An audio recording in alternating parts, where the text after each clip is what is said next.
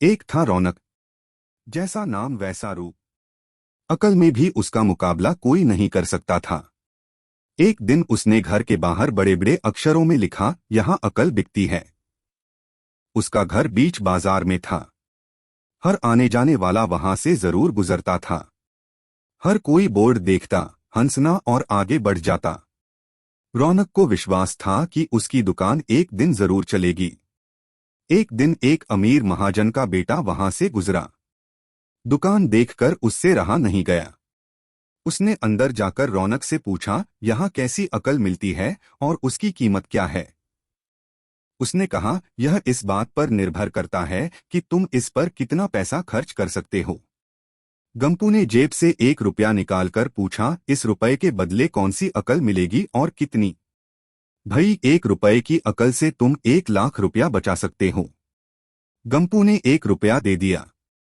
बदले में रौनक ने एक कागज पर लिख कर दिया, जहां दो आदमी लड़ झगड़ रहे हों वहां खड़े रहना बेवकूफी है। गंपू घर पहुंचा और उसने अपने पिता को कागज दिखाया। कंजूस पिता ने कागज पढ़ा तो वह गुस्से से आग बबूला हो गया। गंपू को कोसते हुए वह पहुंचा अकल की दुकान। कागज की पर्ची रौनक के सामने फेंकते हुए चिल्लाया, वह रुपया लौटा दो जो मेरे बेटे ने तुम्हें दिया था। रौनक ने कहा, ठीक है, लौटा देता हूं, लेकिन शर्त यह है कि तुम्हारा बेटा मेरी सलाह पर कभी अमल नहीं करेगा।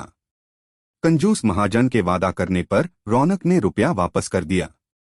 उस नगर के राजा की 2 रानियां थीं। एक दिन राजा अपनी रानियों के साथ जौहरी बाजार से गुजरा। दोनों रानियों को हीरों का एक हार पसंद आ गया। दोनों ने सोचा, महल पहुंचकर अपनी दासी को भेजकर हार मंगवा लेंगी। संयोग से दोनों दासियां एक ही समय पर हार लेने पहुंचीं।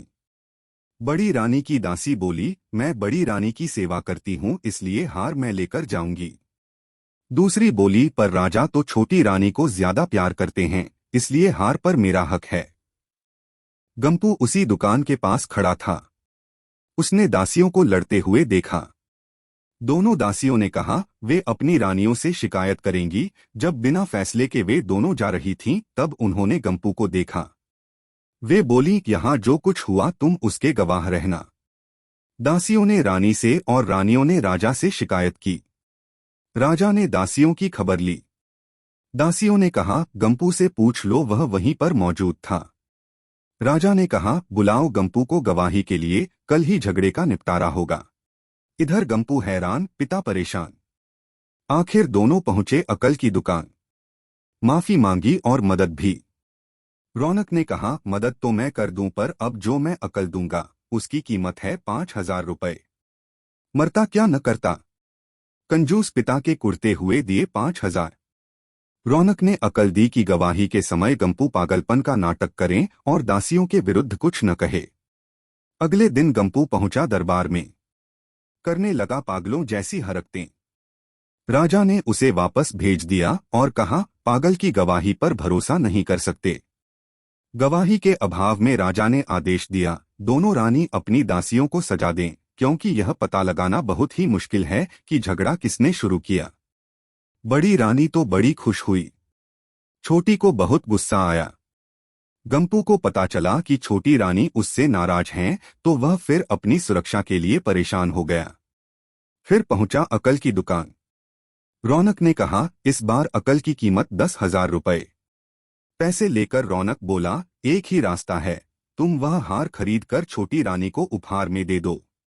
गंपू सत्ते में आ गया।